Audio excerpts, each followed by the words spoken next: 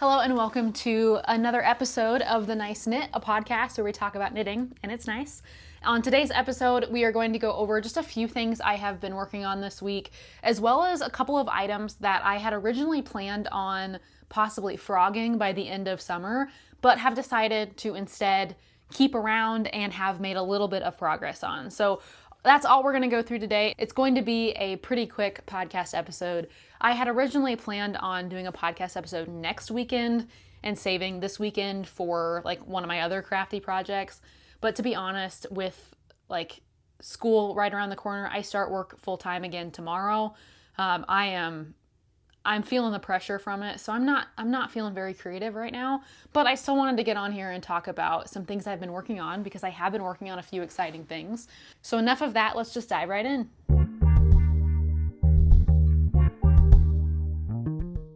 I want to start with the things that I was originally possibly going to frog if I didn't make progress on them this summer, but have decided to keep around. So if you watched this video, it would have been posted about a month ago.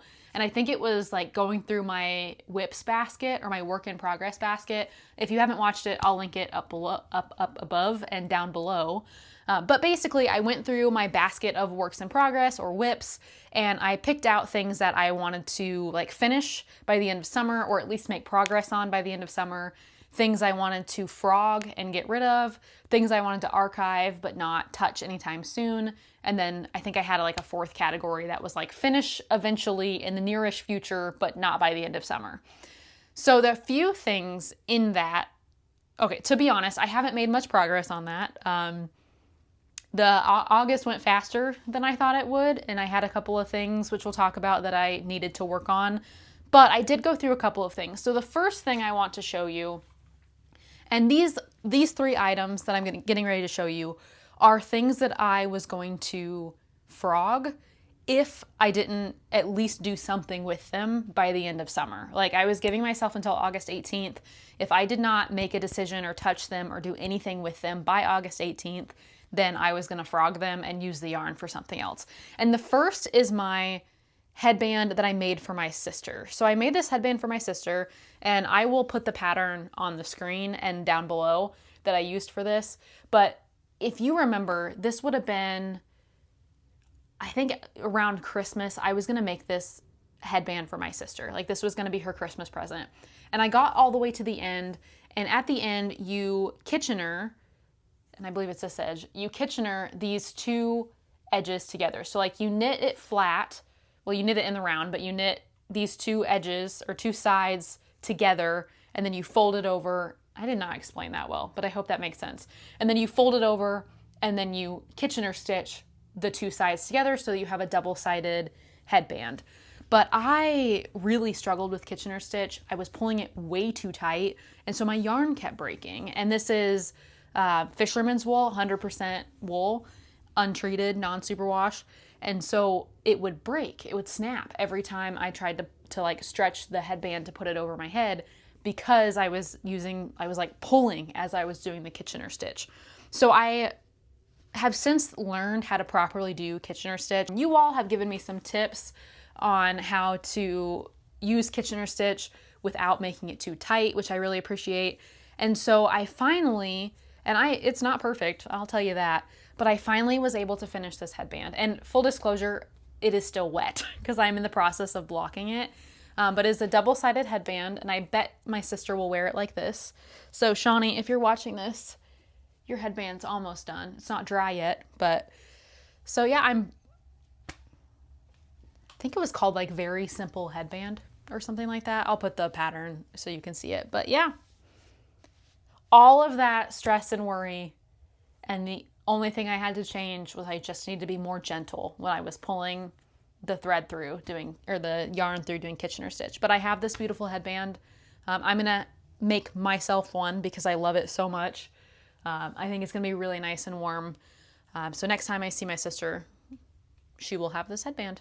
But yeah, so this was one where if I did not finish it by tomorrow, I was going to frog the whole thing and just call it a day. But I did finish it. It took me like an hour, and it was done. But that tells me that I've grown a lot as a knitter since last Christmas, because I I think I want to say that I redid that Kitchener stitch 3 or 4 times and it just kept breaking. And that's why I gave up. So since then, I have learned how to properly do Kitchener stitch without breaking my yarn. This headband was also one I was making at the same time, and I was going to, it's the exact same pattern, except I'm using a different yarn here. And to be honest, I have no idea what this yarn is. It was just something that came in like a bag of yarn I got at Goodwill. It does have wool in it, but I think it also has acrylic in it. So it's like a blend. But I'm making the same thing, except when I failed making this one, I just pulled the needles out and was going to frog this. But I have since picked up my live edge on my live stitches and put them on the correct needle size. And I am going to finish this, and I'm going to give Shawnee this one. Shawnee, you're getting this one. I hope that's okay. And I'm going to keep this one for myself because it's fun. I don't know. I think she would like and Shawnee, if you really do want this one, you can have it. But I have a feeling she'll want the dark brown and the oatmeal color more than this like rainbow moment. But it's the exact same thing. This one was, I either needed to put it back on the needles and decide that I was going to continue knitting it, or I needed to frog it. That was the option. And it took me, honestly, probably another hour to get these stitches back on these needles, and then I've knitted a few rows since then. But yeah, I'm probably going to set this down for a while. This is not pressing. It's also for me, and I have some more like pressing things happening. So I'm going to wait on this guy to finish it, but it's back on the needles. So, you know, we're making progress. So I didn't have to frog that one. And actually everything that I said I was going to either finish or frog, everything or at least make progress on or frog, I have made progress on. So I'm not going to frog any of the things that I mentioned frogging in that video. And then the last one from that video is my step-by-step sweater by Florence Miller. And this is Fisherman's wool again from Lion Brand. I have blocked this. I actually blocked it last night because nothing like waiting until the literal last minute, right? But I blocked this. My gripe with this was it was too tight. It was too small. And Fisherman's wool is not that soft. Like, I don't know how much you've used Fisherman's wool. It is not like a super soft. It's kind of toothy. It can be soft, but it's not like next to skin soft. At least for me, it's kind of itchy.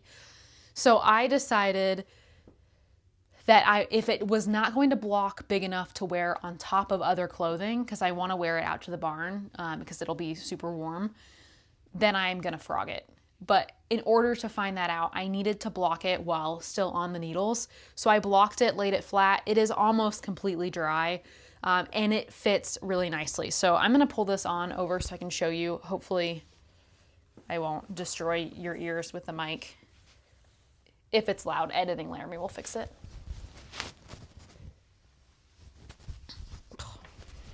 All right. Hopefully you're not too muffled. But this is it. This is the sweater. And I don't know how much you can see, but it's much looser than it was before. The only thing I don't particularly, and I don't know how this is sounding to you. The only thing I don't particularly like is this is tighter, but it's also 90 degrees outside currently. I think I'll feel differently about that when it's like 5 degrees out. Let me get this off. All right, apologies about the sound quality. But yeah, I'm gonna finish it. I think this pattern is lovely. I have no complaints about the pattern. Florence Miller, you've heard me talk about her before. She's wonderful. I'm not following her video tutorials. I'm just using her written pattern, but she does have like video tutorials teaching you how to knit this particular sweater on her YouTube channel. So it's a good place to start. But I love this. I love it even more now that it's blocked, which tells me I just need to reattach my yarn, knit the rest of the body, pick up those sleeves and get that done. But yeah, that's really exciting. The rule for this one was I had to block it and make a decision by August 18th. So we did that. We're succeeding on our goals. All right, the next thing I wanted to give you an update on was the baby sweater. So this is my baby funk sweater for my friend who is due at literally any time now. I'm just holding my breath and hoping she gives me just a little bit more time before she goes into labor. But this is the Baby Funk sweater. You can see I've gotten a little bit farther. I don't remember if I'd split for the sleeves last time you saw this, but I've knit several inches on the body. Unfortunately, I still have several inches to go. Oh, you can see there's little threads and stuff attached to this. And I'm going to put the name on the baby sweater, but it is so cute. Baby sweaters are so adorable. I'm really excited to have this, get this going for her and get it done. So I'm going to be cranking out those next few inches in the next couple of days. That's probably all I'm going to work on. And really it's all I've been mostly working on, except for when I need a break from it. Because sometimes it does get a little monotonous just doing stockinette round and round and round on teeny tiny needles. The needles themselves are size 4, but they're the Gu shorties. They're the 3-inch ones, so they're just a little harder on the hands. But I am enjoying knitting this. I'm excited for Baby Funk to wear it. But yeah, my Baby Funk sweater. Not a lot happening there, just more progress. And then the last thing that you have seen before is my hat that I'm knitting for my dad for his birthday, which is also tomorrow. Dad, happy birthday. This will be a hat by the time it's cold out. It's not currently a hat. I'm knitting this with the same yarn that I knit my gray sweater with. So same yarn combination, which we did talk about in the last podcast episode too, if you missed that. But yeah, it's just a 2x2 rib stocking cap. I'm going to make it long enough that he can fold the edges over and have double layer over his ears. But he really liked the color of my gray sweater and he liked the way that the fabric felt. So yeah, that's what I'm making Dad. I'm not really following a pattern. I did reference a couple of my books that I have back here to make sure that I was like casting on the right number of stitches and all that jazz. But I think I'll maybe do like the crown where you decrease in 4 spots and it kind of spirals. I think that's what I'm going to do. I may do 6 spots, but I haven't decided. I'm going to peruse those pattern books when I get there. But for now, I've got miles and miles of, or inches and inches of 2x2 rib. Sorry, my brain today. This is less pressing than this, so this has been my priority. So I haven't made much progress on this, maybe an inch or 2. I played D&D the other day with my friends, and I was at a point where I couldn't do this. Or I couldn't take this to D&D because it was at an area where I had to focus. So I took this to D&D, and I got a lot done at D&D. And then I have one last thing, and then that's it, because it's been a heck of a week. But I made something. This is punch needle. I have a friend / coworker who is a crocheter, but also does punch needle sometimes. So I tried it. This was my first attempt. I just got a kit on the internet. And you'll have to let me know what side I'm supposed to display. I know I've already, I want it to go this direction. I like the way this yellow piece is. And I'm going to put this probably in my office. So this needs to move anyways. But my question to you, as people who know things and people who have opinions, and I want to know your opinion, do you like this side? So this is the front side where you're actually doing the punch needling into. So that's the front side. And then imagine it without the strings, but this is the back side and this is the fuzzier side. And I usually see them displaying these on the fuzzier side. And of course I need to clean up the stitches that I left out, because in my head this was the correct size. But then I saw that people were using the longer fuzzier side as part, and that's the side they were displaying. So which side am I supposed to display? And then once I come up with an idea there, I am going to cut this out and then put this in there the correct direction so it's up, and then I'm going to hang it in my office. But I just got to figure out what side to display it on. I feel like this side, even if you ignore all the loose threads, it's pretty rough. I don't know, not all of it is even. You can tell which colors I did first because they're the messier ones. Same on this side, you can really tell which colors I did first. I started with this red here. But you tell me, what do you think? I think it's just an opinion thing, but like I need to hear your opinions. Is this side better, or do I just clean this side up, remove some of these, like, or cut these down and leave it and display it on that side? You tell me, what do you like better? Because I currently don't know. I don't have an opinion yet, so I could really use your assistance. But I definitely am not great at this. Like, there's places you can see the like things behind it. But I did have fun. This was really easy. Punch needle turns out super easy. There's like a very small learning curve. You just have to do it, and that's pretty much it. The hardest thing is threading the punch needle. But yeah, this was inspired by my friend Kristen to put in my office. Thanks, Kristen. But yeah, that's it. That's the episode. I almost didn't feel like enough to make an episode. So what did you think? Do you think this is too short of a YouTube video, or is this okay? Like, do you like shorter videos along with my longer ones? You let me know. So I really thought this was a shorter video, and then I looked after I stopped filming. It's still 18 minutes. So I don't know if I've ever been able to make a video under 15 minutes.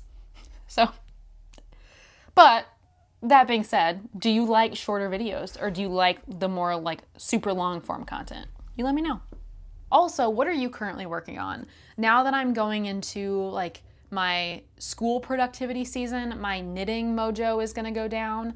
I'm going to have less time to pick up new projects. We'll just be focusing on the projects I already have. What are you working on? What are you knitting? You tell me. I would love to know. Or if you're not knitting, what are you making? What are you crocheting? Are you doing any crafts to prepare for fall? Halloween's right around the corner, which is crazy. I don't know where 2025 went. But anyways, I'm going to let you go. I'm going to do my final chores before I go back to work full time.